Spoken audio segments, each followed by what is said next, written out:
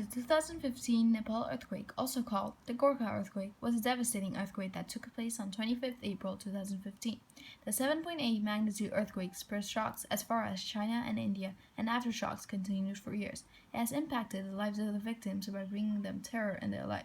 The earthquake and its aftershocks killed thousands of people, destroyed historical buildings and temples, and caused a lack of resources.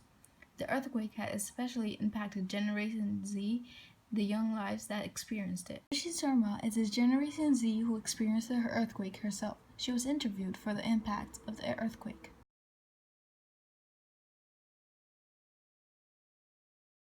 Well, earthquake was hideous experience for all of us.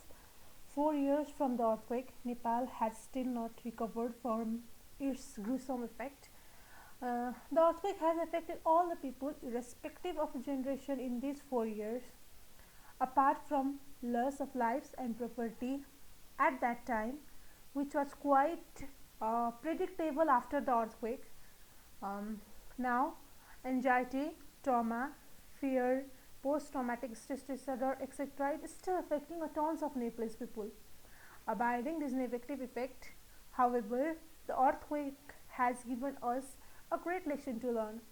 Especially for my generation, we have learned collectively to be preparing for any such calamities in future.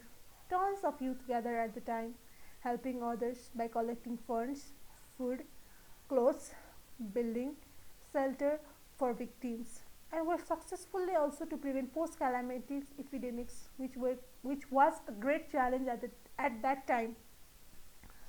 In short, for our generation, the earthquake have made us realize the worth of youth and their capacity to bring changes which will be beneficial for Nepal in upcoming days.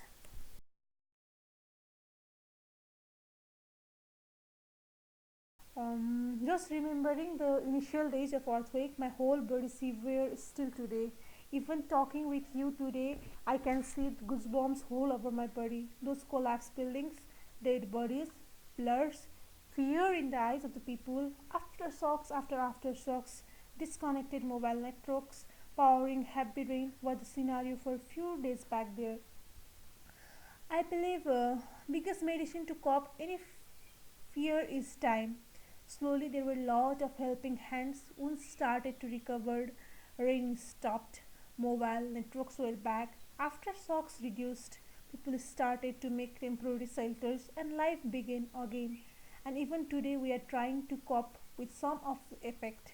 And see, only few years from the today, the date will be just an history which this generation will share and next generation will read.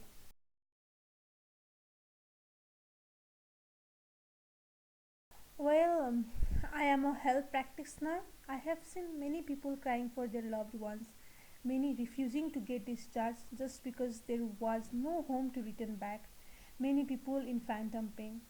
Scenario before and after the earthquake, for sure, is not the same for every individual being affected.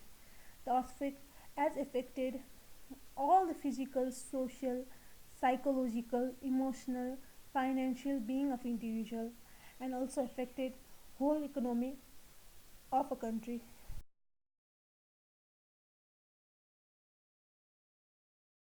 Of course, yes, the earthquake is still affecting. Aftershock is still not ready to leave us. The many property are still to be built. Fear, PTSD, that is post-traumatic stress disorder, anxiety are some problems that we are still trying to cope. Memories still haunt today.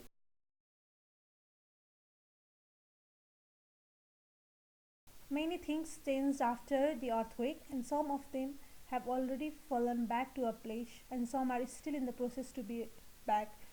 The earthquake was devastating experience for sure, but was a great lesson to learn too. People have started making earthquake resistance houses after the earthquake. People are more aware about the earthquake preparedness. After experiencing the earthquake and thousands of aftershocks, we people are now even able to guess the magnitude of the earthquake just by feeling the shaking. The earthquake and its aftershock killed thousands of people, destroyed historical buildings and temples, and resulted in a lack of resources. The earthquake has greatly impacted Generation Z, shown through the interview conducted with Srisi Sharma. All these impacts affected the population in Nepal greatly, and they are still trying to recover from them, trying to make Nepal a better place for the future generations.